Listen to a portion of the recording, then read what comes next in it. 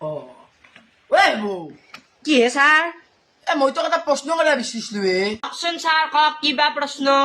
প্ৰশ্নটো বেলেগ নহয় তইতো সংস্কৃত জানা এই ছাৰ জানোতো মই গম পাইছো তই জানা বুলি দেচোন তই এতিয়া আকৌ পাদ মানে কি কচোন তই ছাৰ একলি কি আপুনি কি নীলাজ মানুহ একলাখানৰ কথা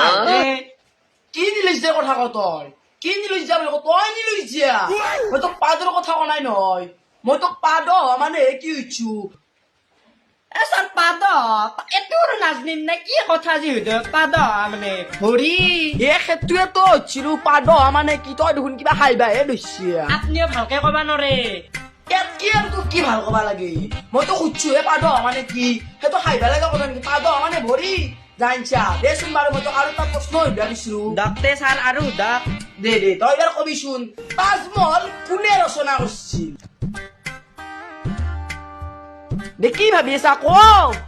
তাজমহল আপুনিও যে কি প্ৰশ্ন সোধে তাজমহল কোনে বনাব মিস্ত্ৰী বনাইছিল খালি মই তোক মিস্ত্ৰী বনাৰ কথা কোৱা নাই তাজমহল তোক কোনে কাৰ স্মৃতিত সজাইছিল সেইটো কথা কৈছো সেইটোহে মই এনে জানোৱে ছাৰ তাজমহল কোনে বনাব চাহজাহানে বনাইছিল আপুনিও কি যে প্ৰশ্ন সোধে দেচোন বাপা আৰু এটা প্ৰশ্ন মই তোক সুধো মোৰ 3 নম্বৰ প্ৰশ্নটো হল মানুহ যদি তোক সোধে তই ভালকে উত্তৰ দিয়া পাইছা মানুহে কিবা এটা সুধিলা বোলে বাপা আমাৰ জিলা উপায়ুক্তৰ নাম কি তই শুদ্ধকে দিবি মই ভালকে জানো তই কবি বুলি জানো কাৰণ তই মোৰ ষ্টুডেণ্ট তই কি কবি তই কি ক তাতে মানুহ তই কি কবি তোক কোনে পঢ়া বুলি কবি মই পঢ়া বুলি কবি না এইটো তই ভালকে কচোন তই স্কুলত জানা বুলি কবি ভালকে কচোন মোক বুজে ক আপুনি পঢ়া বুলিয়ে কম মইতো সেইকাৰণে ভাল পাওঁ বুজি পাইছা তই 10 মিনিট পঢ়ালেও বেছিকে